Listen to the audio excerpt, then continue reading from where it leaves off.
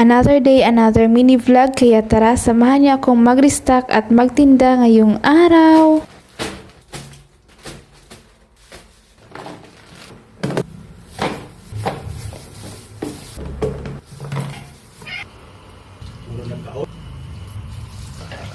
Bago nga tayo maging tindera sa hapon ay ito nga't magiging nanay na muna tayo sa umaga kasi nga may estudyante pa tayong papasok sa school. Magluluto nga lang ako ng apalaya ngayon para sa babaunin at sa uulamin namin ngayong araw. Slice at na-prepare ko na nga din ang mga pansahog na gagamitin ko dyan para direkta luto na lang ngayon. Mas convenient nga itong way na to para sa akin at para na din hindi ako ngarag umaga pa lang. Need pa kasi nga asikasuhin ng anak namin kaya kapag ganitong way nga ang ginagawa ko ay medyo magaan-gaan nga ang aking buhay-buhay.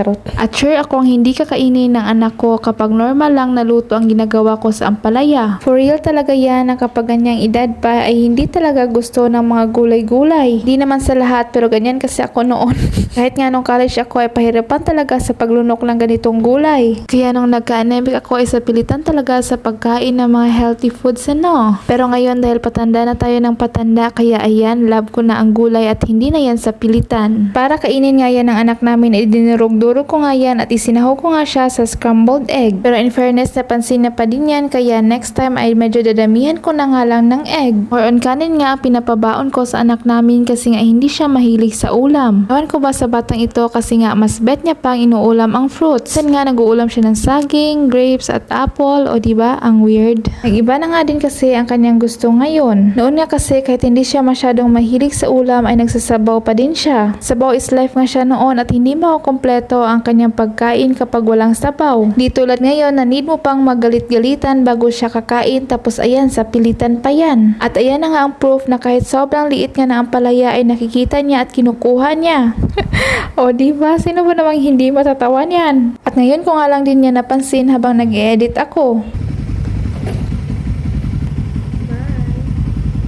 And fast forward, after nga naming mahatid ang anak namin sa school ay dumaan na muna din kami sa palengke para bibili ng mga kulang namin sa paninda. Madadaanan nga lang namin ito pa uwi kaya dito na nga lang din kami bumili kasi nga mas mura dito. Pagka uwi nga namin ay kumain na nga lang din kami at nagkape na din. Aalis nga din mamaya ang Jisawa kasi nga ipaprocess niya ang kanyang driver's license. Mag-e-expire na din kasi ang kanyang license by next month kaya need nang i-renew at baka mapenalty na naman tayo. Hoy, hindi na!